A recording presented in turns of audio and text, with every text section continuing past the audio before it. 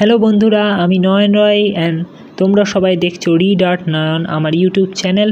এবং আজকে আমি তোমাদের সামনে নিয়ে চলে এসেছি new science fiction action thriller movie twister 2024। এবং সিনেমাতে চরিত্র করেছেন Glen Powell, Kiernan Shipka, Anthony Ramos, Daisy Edgar জোন্সের মতন চলচ্চিত্র এবং চিত্রকররা। তো মুভিটা খুব সুন্দর হতে চলেছে এবং মুভিটা দেখার জন্য আমি খুব আগ্রহী এবং তোমরাও সবাই জানো মুভিটা কেমন হয়েছে। তবে আজকের বিষয় হলো যে টুইস্টার সম্পর্কে ডিটেলে জানার জন্য এবং আমাদের ইন্টারেস্টিং টুইস্টার একটা বীভৎস স্ট্রং। চলো আজকে আমরা টুইস্টার সম্পর্কে জেনে নিই বাংলায় সম্পূর্ণভাবে। তো বন্ধুরা, সবাই আমাদের টুইস্টার সম্পর্কে জানতে হলে প্রথমে আমাদের জেনে নেওয়া প্রয়োজন যে সাইক্লোন বা ঘূর্ণবাত কী। কারণ টুইস্টার হলো সাইক্লোন বা ঘূর্ণবাতেরই একটি বিশেষ রূপ। চলো আমি আমার বাংলা বই থেকেই জেনে নিই। এটি জিওগ্রাফি 12-এর বই। যদি আমি একজন জিওগ্রাফি স্টুডেন্ট এবং আমাদের পড়ার মধ্যে এগুলো রয়েছে, তো হয়তো সিনেমাটা দেখতে আরও ইন্টারেস্ট লাগবে এই সম্পর্কে জেনে নিলে। প্রথমত দেখা যাচ্ছে, আমি এখানে আঙ্গুল দিয়ে দেখাচ্ছি যে ঘূর্ণবাতের সংজ্ঞাটি। এখানে লেখা আছে যে ইংরেজি সাইক্লোন শব্দটির ব্যুৎপত্তি গ্রিক শব্দ কুকলোমা বা কিক্লস সাপের কুণ্ডলী থেকে। ক্যাপ্টেন হেনরি পিডিংটন 1848 সালে প্রথম সাইক্লোন শব্দটি ব্যবহার করেন। ক্রান্তীয় নাতিশীতোষ্ণমণ্ডলে নিম্নচাপ কক্ষকে বেষ্টন করে কুণ্ডলীর মতন পাক্ষে কেন্দ্রমুখী ঊর্ধ্বগামী দ্রুত গতি সম্পন্ন উষ্ণ ঘূর্ণি বায়ুপ্রবাহকে ঘূর্ণবাত বা সাইক্লোন বলে। অর্থাৎ বায়ুটি ঘুরতে ঘুরতে উপরের দিকে পাক্ষে কুণ্ডলী আকার ধারণ করে। তোমরা এখানে কুণ্ডলীটি দেখতে পাচ্ছ। এবং তারপরে আমরা চলে আসি যে ঘূর্ণবাতের উৎপত্তিটা কিভাবে হয়। দেখো, ক্রান্তীয় বা নাতিশীতোষ্ণ মণ্ডল অর্থাৎ যেটা কিনা 5 থেকে 30 ডিগ্রি অক্ষাংশ পড়ছে আমাদের জলভাগের কোনো স্বল্প পরিসর স্থান হঠাৎ অধিক উত্তপ্ত হলে সংলগ্ন বায়ুমণ্ডলের বায়ু উত্তপ্ত হালকা হয়ে উপরে উঠে যায় এবং ভূপৃষ্ঠে ওই স্থানে বায়ু পরিমাণ হ্রাস পায়, ফাঁকা হয়ে যায়। তখন কি করে, সেখানে শক্তিশালী নিম্নচাপ অর্থাৎ নিম্নচাপ কেন্দ্র বা কক্ষ গড়ে ওঠে। বায়ুমণ্ডলে একটা প্রেশার গ্রেডিয়েন্ট বা চাপ ঢালের সৃষ্টি হয়। এই অবস্থায় বায়ুচাপের সমতা বা ইকুয়ালিটি রক্ষার জন্য চারিদিক থেকে যে শীতল বায়ুগুলো সেগুলো ওই বায়ুচাপ নিম্নচাপ আকর্ষণে কোরিওলিস বলের জন্য উত্তর গোলার্ধে বামাবর্তে অর্থাৎ বাম দিকে বেঁকে এবং দক্ষিণ গোলার্ধে ডানাবর্তে অর্থাৎ ডান দিকে বেঁকে কিন্তু কুণ্ডলীর মতন পাক্ষে নিম্নচাপ কেন্দ্রের দিকে ধাবিত এবং পর্যটন উষ্ণ ও ঊর্ধ্বগামী হয় এবং ঘূর্ণবাতের উৎপত্তি ঘটে। অর্থাৎ সাইক্লোনটা ঠিক দেখতে এরকম হয়, অর্থাৎ পাক্ষে উপরের দিকে উঠে যায়। এরপরে আমরা জানবো যে ঘূর্ণবাত কয় প্রকার। দেখো এখানে কিন্তু আমি ভালো মতন দেখাচ্ছি যে ঘূর্ণবাতটি কয় প্রকার। ঘূর্ণবাত মেনলি হচ্ছে যে উষ্ণমণ্ডল বা ক্রান্তীয় ঘূর্ণবাত, নাতিশীতোষ্ণ বা মধ্য অক্ষাংশীয়। এর মধ্যে আমরা যেটা দেখবো সেটা হচ্ছে শক্তিশালী ঘূর্ণবাতগুলো। অর্থাৎ শক্তিশালী ঘূর্ণবাতের মধ্যে টাইফুন, সিভিয়ার টাইফুন এগুলো পড়ছে। কিন্তু এই ক্রান্তীয় ঝড় যেগুলো দুর্বল ঘূর্ণবাত এগুলো উইকনেস। তো আমরা স্ট্রং যেটা কোরিওলিস ফোর্স দ্বারা তৈরি হয় ঘূর্ণবাত, সেইটার ভিত্তিতে আমরা তৈরি করব যে ঠিক জিনিসটা দেখতে এরকম টাইপের। এবং শক্তিশালী ঘূর্ণবাতের বা স্ট্রং ট্রপিক্যাল সাইক্লোনের একটি রূপ হলো টুইস্টার বা টর্নেডো। টর্নেডোরই একটি ভাগ টুইস্টার। এখানে দেখো আমি আগেই বলেছি যে 5 থেকে 30 ডিগ্রি অক্ষাংশে গ্রীষ্মে বা শরৎকালে তীব্র গতির বিধ্বংসী ঘূর্ণবাত একটানা কয়েকদিন স্থায়ী প্রবল ঝড় বৃষ্টি ঘটায়। একে শক্তিশালী ক্রান্তীয় ঘূর্ণবাত বলে। অর্থাৎ আমরা যাচ্ছি যে সামার বা অটোমান সিজনে এইটা তৈরি হয়ে থাকে। এবার এখানে হচ্ছে যে আমাদের জেনে নেওয়া প্রয়োজন যে এর কিছু বৈশিষ্ট্য এবং মেনলি এটি কোথায় তৈরি হয়। চলো এখান থেকে এখানে ভালো দেওয়া আছে যে একটি সাইক্লোন তৈরি হতে গেলে তার আয়তন ক্রান্তীয় ঘূর্ণবাত কিছুটা ছোট এবং এর ব্যাস 100 মিটার, টর্নেডো 800 কিলোমিটার, উলম্ব গভীরতা 12 থেকে 16 কিলোমিটার। উৎপত্তিকাল কিন্তু আগেই বলেছি যে সামার বা অটোমান সিজন, গ্রীষ্ম বা শরৎকালে এটি সমুদ্রের সৃষ্টি হয় এবং ক্রান্তীয় ঘূর্ণবাতের কেন্দ্রীয় অংশে একটি শান্ত মেঘমুক্ত বৃষ্টিহীন বৃত্তাকার অংশ থাকে। একে ঘূর্ণবাতের চোখ বলে। অর্থাৎ এই অংশটা যদি দেখো, ক্রান্তীয় ঘূর্ণবাতে একবারে মাঝখানে মেঘমুক্ত বৃষ্টিহীন অবস্থা বিরাজ করে। এখানে একটা ছবি দেওয়া রয়েছে, আমি তোমাদেরকে দেখাবো যে ক্রান্তীয় ঘূর্ণবাতের মাঝখানে অবস্থাটা কিন্তু একবারে মেঘমুক্ত আকাশ থাকতে পারে। ঠিক এরকম টাইপেরই হয়ে থাকে।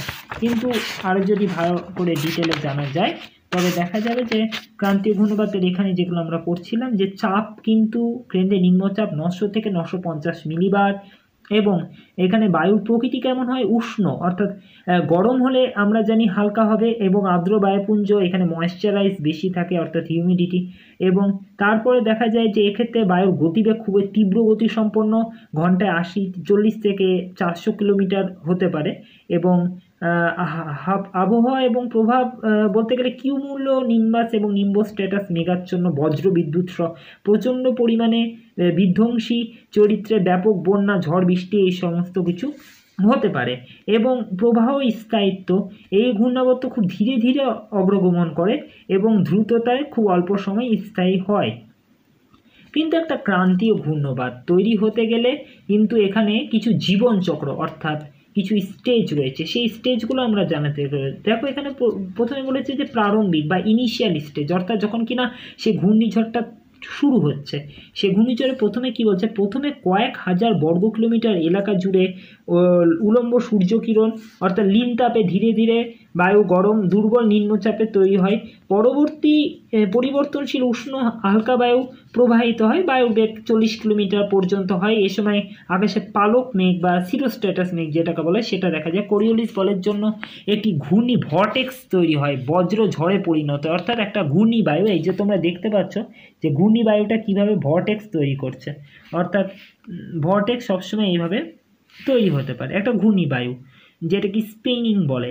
এবং উচ্চ আর্দ্রতা ঘনীভবন মুক্ত লিনতাপ বা লিনেট হিট বায়ুচাপের ক্রমশ উষ্ণ হয়ে শক্তিশালী নিম্নচাপ কেন্দ্রে 990 মিলিবারে বিকশিত হতে পারে, কিন্তু চক্ষুতে পরিণত হয়। কেন্দ্রটি তখন চারিদিকে উত্তর গোলার্ধে বাম দিকে আবর্তিত হয় এবং দক্ষিণ গোলার্ধে ডান দিকে আবর্তিত হয়। এবং কিউমুলোনিম্বাস মেঘ, নিম্বোস্ট্যাটাস মেঘ মুষলধারে বৃষ্টিপাত হয়, অর্থাৎ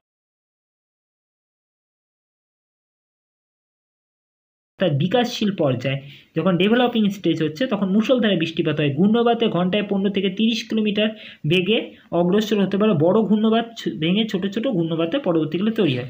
তারপরে চলে আসি পরিণত পর্যায়ে, যখন ম্যাচিওর্ড হচ্ছে ঘূর্ণিঝড়টা, এই সময় ঘূর্ণবাতে কেন্দ্রে আরও বায়ু চাপ কমে গিয়ে ঘূর্ণিঝড় গোলাকৃতি হয়ে ঘুরতে থাকে এবং প্রবল আকার ধারণ করে পরিপূর্ণতা লাভ করে।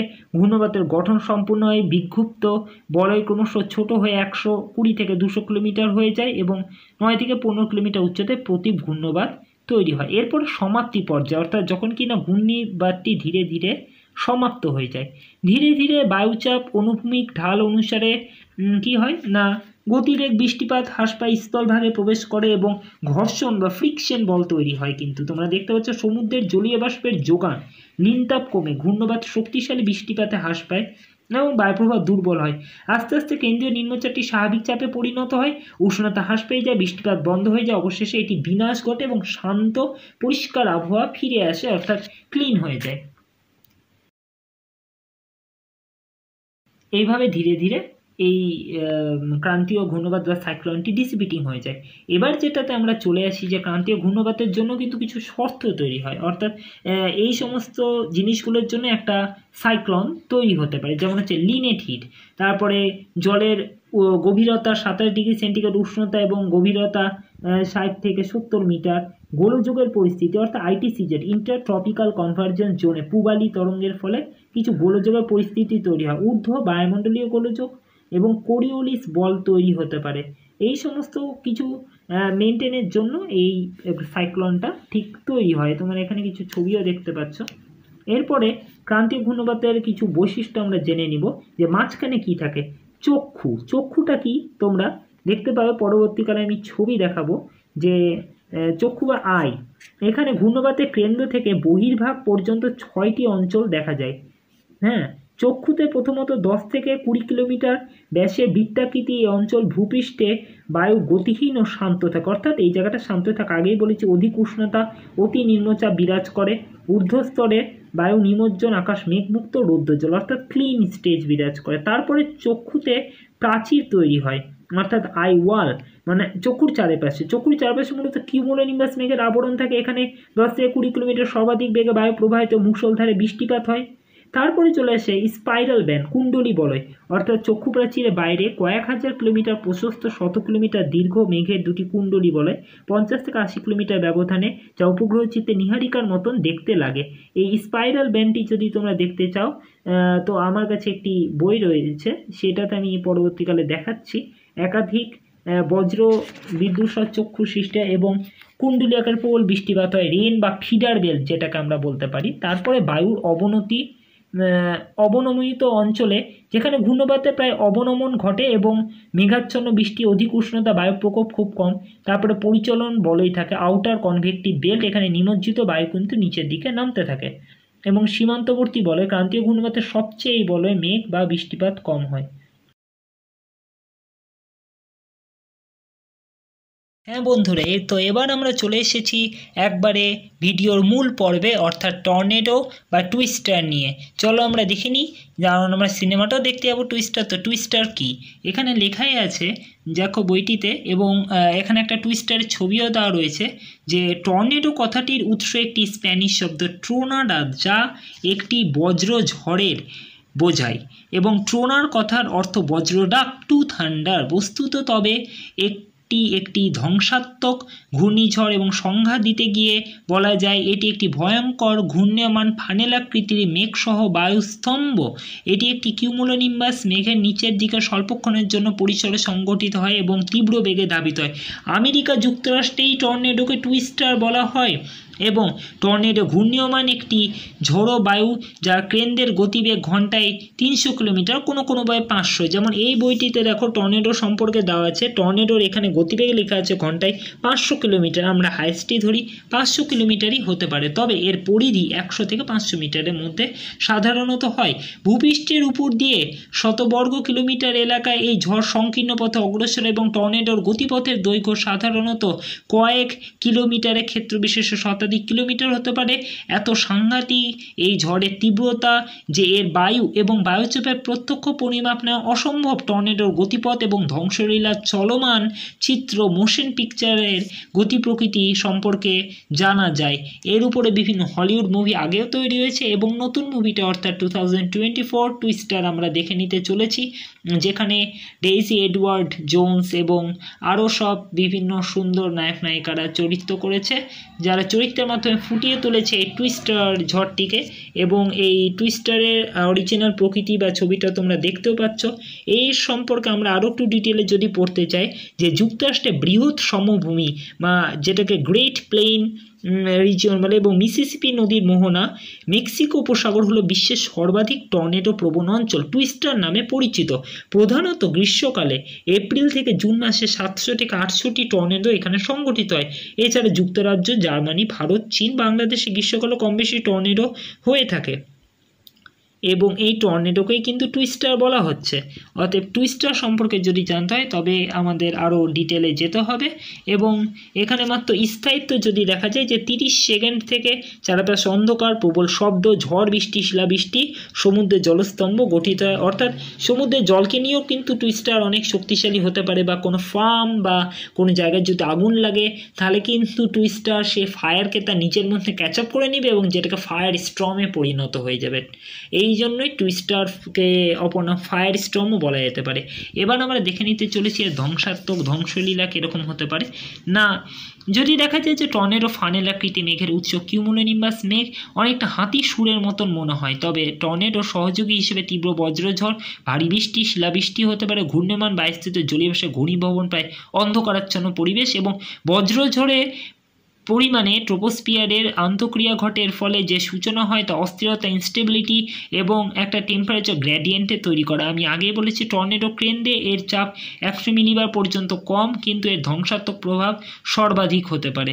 এবং দ্রুততার সাথে কোনো তার থাকা বাইরে বায়ুচাপ অট্টলিকা, স্বাভাবিক বায়ুচাপ অট্টলিকার মধ্যস্থ বায়ু বিস্ফোরণ ঘটিয়ে জীবন ও সম্পত্তির কিন্তু হানির কারণ হয়, অর্থাৎ ধ্বংস করে। এরপরে এখানে বিভিন্ন স্কেলও রয়েছে টর্নেডোর, যেমন হচ্ছে সামান্য ক্ষতি বা মাঝারি ক্ষতি, ব্যাপক ক্ষয়ক্ষতি, শোচনীয় ক্ষতি, অকল্পনীয় ক্ষতি। এখানে দেখো তোমরা বিভিন্ন স্কেলে ভাগ করা হয়েছে টুইস্টার বা টর্নেডোকে।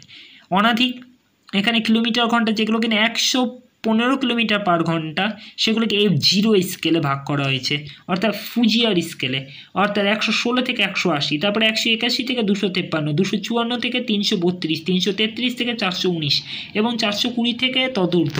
অর্থাৎ অকল্পনীয় ক্ষতি হতে পারে কিন্তু F5 স্কেলে গিয়ে, যেখানে মজবুত বাড়ি, ভিত কিছু দূর নিক্ষেপ করে ঘুরিয়ে দেয়, মোটর গাড়ি শতাধিক মিটার দূরে ছুড়ে দেয়, গাছ ছিঁড়ে দেয়, এরূপ অবিশ্বাস্য ঘটনা ঘটে, যেগুলো কিনা আমরা সিনেমাতে দেখতে পাবো এই ঠিক F5 অর্থাৎ 420 যখন স্পিড হবে সেগুলো দেখাবে। এবং শোচনীয় ক্ষতি হতে পারে যেগুলো কিনা F4 স্কেলে পড়ে, অর্থাৎ ফুজিয়ার 4 স্কেলে। ইমারত, গৃহাদি মাটিতে মিশে দুর্বল কিছু ছাদ উড়ে যায়, বড় বড় পাথর ছুটে যায়, এগুলো সবই আমরা সিনেমাতে দেখতে পাবো। এবং টর্নেডোর বিভিন্ন শ্রেণী বিভাগও রয়েছে, যেমন দুর্বল, মাঝারি, শক্তিশালী, ধ্বংসাত্মক টর্নেডো। দুর্বল যেমন হচ্ছে এটি স্বল্পস্থায়ী, মোটামুটি 10 মিনিটের কাছে, গতিবেগ ঘন্টায় 100 কিলোমিটার হতে পারে, অধিক টর্নেডোর শ্রেণী। এবং মাঝারি শক্তিশালী টর্নেডো হতে গেলে এরূপ ঝড়, গতিবেগ ঘন্টায় 100 কিলোমিটার থেকে 200 মাইল এবং 1/3 টর্নেডো এই শ্রেণীর। আর ধ্বংসাত্মক টর্নেডো, এরূপ টর্নেডো সংখ্যা খুবই কম, 2% হলে অত্যন্ত শক্তিশালী 200 থেকে 500 কিলোমিটার বেগে ঘন্টায় ধাবিত হয়। এবং টর্নেডো ধ্বংসাত্মক খুব বেশি। আমেরিকার বৃহৎ সমভূমি অঞ্চল গ্রেট প্লেন রিজন টর্নেডো বা টুইস্টারের প্রাদুর্ভাব দেখা যায়। এবং টর্নেডো পূর্বাভাসও দেখা যায়। ফোরকাস্টিং টর্নেডো কঠিন ব্যাপার কখনো কখনো, কেননা হঠাৎই এর আবির্ভাব হয়। তাই এর বর্তমানে অবশ্য ডপলার র্যাডারের সাহায্যে এর গতিবেগ এবং বৈশিষ্ট্য দিয়ে পর্যবেক্ষণ করা সম্ভব। তোমরা এই মেশিনটি দেখতে পাবে ডপলার র্যাডার সিনেমাতে। তো এইরকমভাবে আমরা টর্নেডোর গল্পটি এখানেই শেষ করছি। এবং সিনেমাটা দেখে আসো এবং দেখে কার কেমন লাগলো অবশ্যই জানাতে ভুলো না। এবং চলো আমরা টর্নেডো বা টুইস্টারে কিছু এই বই থেকে ছবিও দেখে নিতে পারি।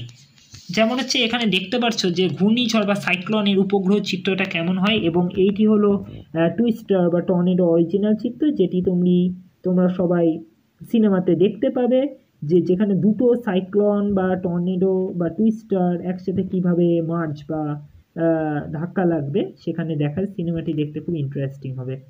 এবং থ্যাংক ইউ, সবাই এই সম্পর্কে আরও ইন্টারেস্টিং জিনিসটি দেখতে পারবে সিনেমায়। এবং আশা করি কমেন্টে জানাবে কার কীরকম লাগলো। এবং অবশ্যই সিনেমাটা দেখবে এবং আমিও দেখতে যাব, বেশ এনজয় হবে। Thank you for watching.